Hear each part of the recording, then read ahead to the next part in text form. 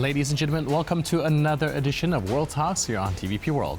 I'm your host, Benjamin Lee, and please join me and my guest on this next interview. Serbian President Aleksander Vučić is once again defying Brussels, declaring that he's prepared to face any EU sanctions for attending Russia's Victory Day parade in Moscow, a move seen as a clear nod to the Kremlin amid its war in Ukraine. Now, with European integration stalled and domestic protests escalating, Vucic appears to be pivoting east while cracking down at home. Joining us today on TVP World to unpack Serbia's shifting alliances and growing unrest is Ivana Stradner, research fellow at the Foundation for Defense of Democracies. As a legal and security analyst with a focus on Russia's hybrid warfare, Stradner brings us deep insight into the geopolitical tug-of-war unfolding in the Balkans. Hello, ma'am, and welcome to TVP World. Thank you very much for inviting me. So I want to examine this statement where Vucic is essentially standing with Putin when it comes to this Victory Day parade. What message do you think he's trying to send, and who are the real audience? So I'm absolutely not surprised that he has promised Putin to be there on May the 9th, because for a long time he has been playing that balancing strategy between East and the West. But in the real world politics, as he perceives it, he has never actually been aligned to the EU. He always emphasizes how Serbia is on the EU path, but not is interested in the EU membership. Actually, he says that Serbia is on the EU path, but he never mentions EU memberships. And that's a very problematic thing, because he needs EU money for his political survival. And in the meantime, he has had a very, very close ties to Russia since he came to power. The only thing that shifted slightly was Russia's full invasion of Ukraine in 2022, when he realized that he absolutely then needs to ramp up his balancing strategy. But he never gave up on Russia. He actually had multiple people in the government who have had very close ties to Moscow, including the former deputy prime minister, who has been in Russia multiple times. And just as there are massive protests right now in Serbia, he also claims how Russia has helped Serbia with information. And Serbia and Russia signed a pledge to fight together color revolutions in 2021. When it comes to Russia's parade, it's typically Russia's propaganda to rewrite the history. But nevertheless, Vucic takes every opportunity to challenge the West. We'll see actually whether he will go or not, because suddenly both Fico and Vucic became ill today. So we'll see if they will actually go to Russia after EU send a clear message that this will be unacceptable. So Vucic understands very well what will be the consequences if he betrays Brussels. But as I mentioned, he's truly not interested in the EU membership, as that would jeopardize his grip on power. And Serbia is not even a democracy anymore. So let's see, what is going to happen later this week. But make no mistake, the strategy has just, slightly shifted for the past few weeks, for Vucic to change the rhetorics, but his ties to Russia have always been strong and in the way that he wanted to pursue. All right, a lot to unpack here. And like you mentioned, Vucic also always had a pretty strong pro-Russian proclivity, even though on the surface he plays a rhetoric of a very balancing act. But him saying that he will endure all the sanction that European Union is putting on Serbia just to attend this victory parade sounds very much to me like a mask-off moment. Do you think there's any particular incident or any kind of decision-making that make him decide to pursue this statement? I think the EU is growing more tired of his promises because he came to power and promised to bring Serbia closer to the EU. But actually, since he came to power, Serbia is not even a democracy anymore.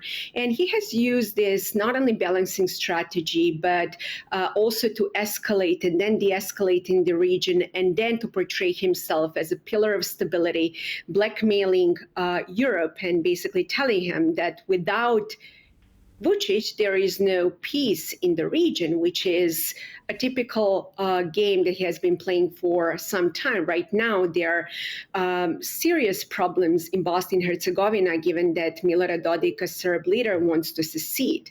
And Vucic absolutely benefits from such also crisis because he can always escalate and then to use his position to portray himself as a mediator and a pillar of stability and tell Europe that there is no actually alternative. And that brings me to my next argument, which is as soon as he came to power, he completely undermined truly pro-Western opposition.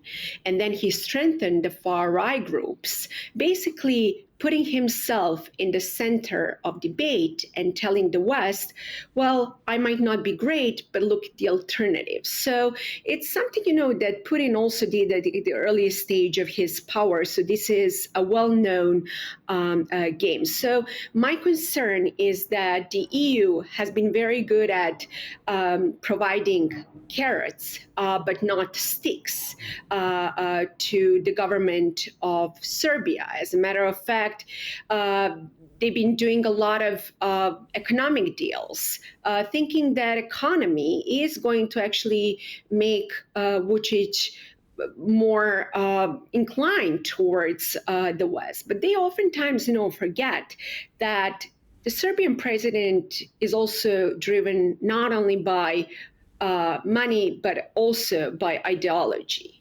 And ideology that he believes in is not actually in the alignment of the ideology of the EU. So make no mistake, whatever the EU is doing to provide carrots, it is unfortunately not going to work.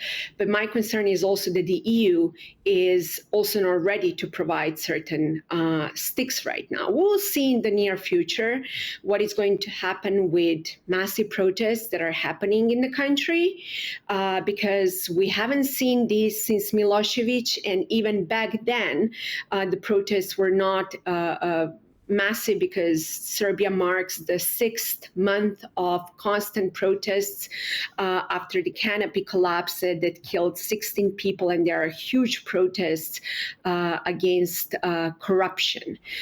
So my concern is also that things in Serbia might get worse before they become better, because it seems to me that Vucic is to some extent cornered and very much concerned about the preservation of his power.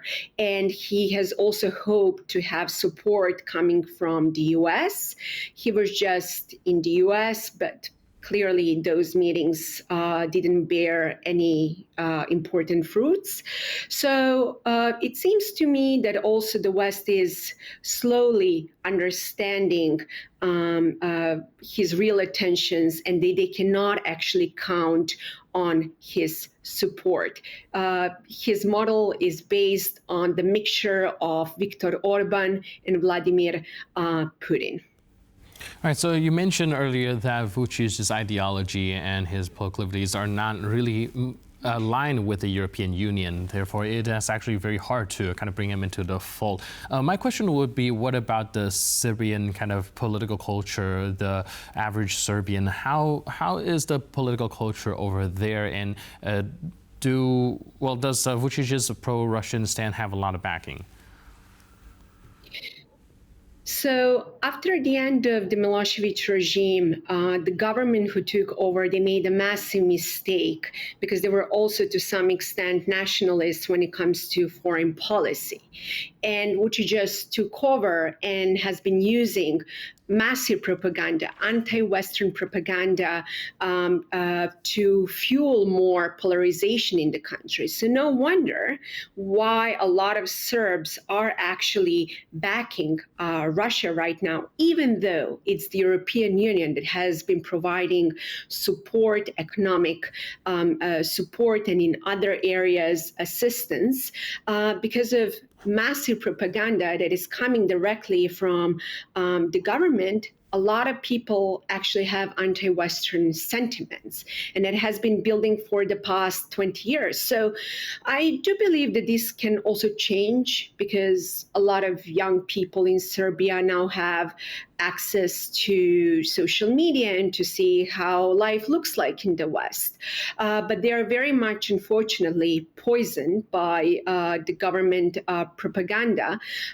So whoever, comes next in terms of the power, I truly hope that that person will allow media freedom, that will allow the free flow of information, and to provide more pro-Western sentiments. Because I'll just give a very concrete example. I saw multiple times in the Serbian propaganda outlets how even the U.S.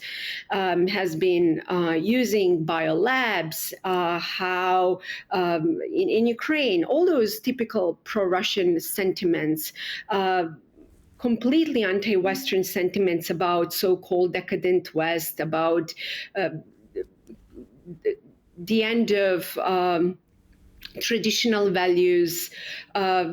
The church actually has played a very important role. As a matter of fact, just a few days ago, Vladimir Putin met with the Patriarch Kirill and the Serbian Patriarch, and they were openly discussing the role of the Russian world, which is equivalent to the Serbian world, where all Serbs should live under the same cultural framework.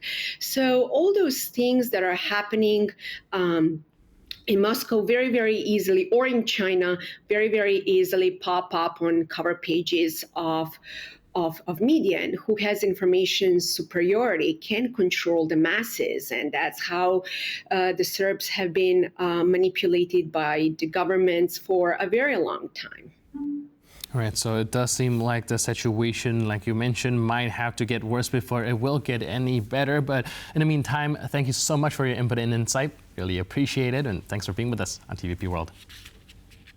Thank you very much. Yes. And thank you for tuning into this edition of World Talks. But for more news, update, and commentary, please stay tuned to TVP World.